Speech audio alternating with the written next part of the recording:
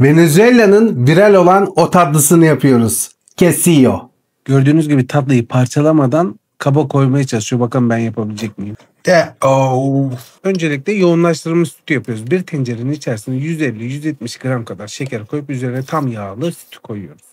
Bu arada evde yoğunlaştırılmış sütünüz var ise bu bölümü geçiyorsunuz. Karıştıra karıştıra pişiriyorsunuz. Süt yarı seviyeye gelene kadar karıştırıyorsunuz. Görmüş olduğunuz gibi yoğunluğu böyle oluyor. İçerisine bir çay kaşığı tereyağı ve yarım çay kaşığı vanilya ile karıştırıp soğumaya bırakıyorsunuz. Karamel için bir tencereye şekerimizi koyuyoruz. Daha sonra ben tavaya aktardım. Eritmek için daha geniş bir tavada erittim. Bu şekilde karamel rengini aldıktan sonra fazla acılaşmaması için fazla pişirmiyorsunuz.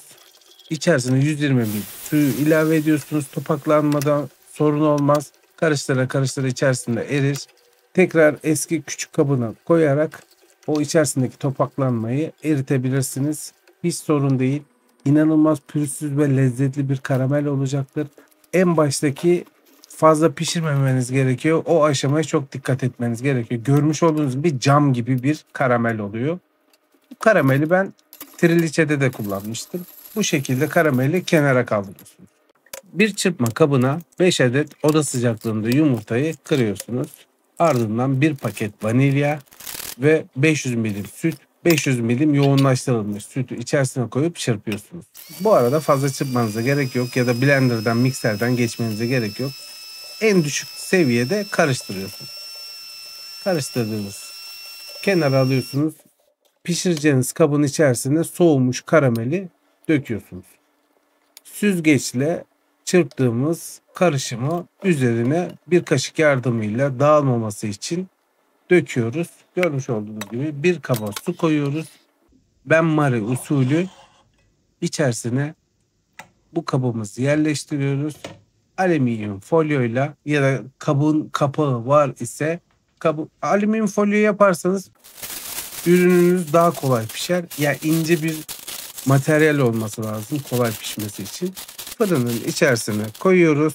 Toplamda 170 derece fansız 50-60 dakika. Eğer ki kalın benim gibi çelik tencere kullandıysanız da 65-80 dakikada kürdan testiyle bakıyorsunuz. Piştikten sonra son 10 dakikasını da görmüş olduğunuz gibi bu şekilde üstü açık pişiriyorsunuz ve harika Quesillo hazırdır. Venezuela'nın vazgeçilmez lezzetlerinden.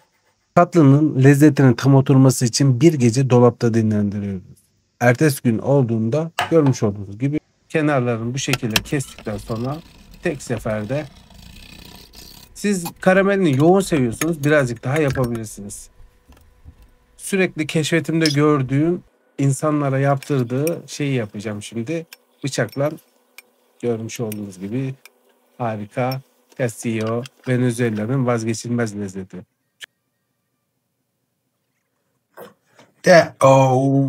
Türk ve dünya mutfakları tariflerini paylaştığım bu kanalıma abone değilseniz, abone olursanız çok sevinirim. Şimdiden afiyet olsun. Teşekkürler. Quesillo. Test.